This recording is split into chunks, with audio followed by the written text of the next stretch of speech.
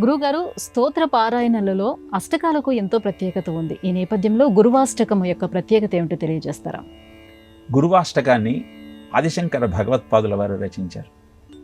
శరీరం సురూపం తథావా కళత్రం యశ్చారు చిత్రం ధనం మే రుతుల్యం మనశ్చేన లగ్నం గురురంఘి పద్మే తతక్కిం తతక్కిం తతక్కిం తతక్కిం.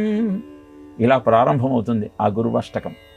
దీనిలో స్వామి ఏం చెప్తారంటే, అందమైన శరీరం భగవంతుడు నాకు ఇచ్చాడు, రూపవతమైన కళత్రం నా పక్కనే ఉన్నది, నాకు నేను చేసే పనుల వల్ల ఎంతో కీర్తి వచ్చింది, ధనం మేరు పర్వతం అంత పోగైంది, అయినా గురు పాద పద్మముల మీద నా మనస్సు ఎందుకు నిలబడటం లేదు? తతక్కిం తతక్కిం తతక్కిం తతక్కిం.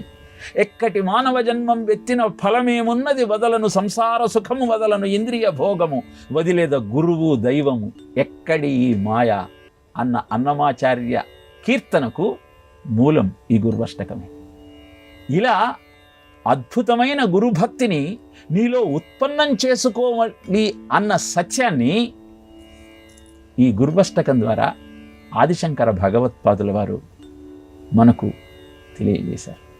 ఎవరైతే ఈ గురువాష్టకాన్ని పారాయణ చేస్తారో వాళ్ళు యతి కావచ్చు, భూపతి కావచ్చు, బ్రహ్మచారి కావచ్చు, గృహస్థి కావచ్చు, వాళ్ళు కోరిన కోరికలన్నీ తీరుతాయి, వాళ్లకు ఆఖరికి ముక్తి దొరుకుతుంది అని తెలియజేస్తారు ఆ స్తోత్రంలో. ఎలా గురువాష్టకాన్ని పారాయణ చేయటం వల్ల మన కోరిక తీరిగి మన ముక్తి దొరుకుతుంది అన్న సందేహం మనకు కలుగుతుంది.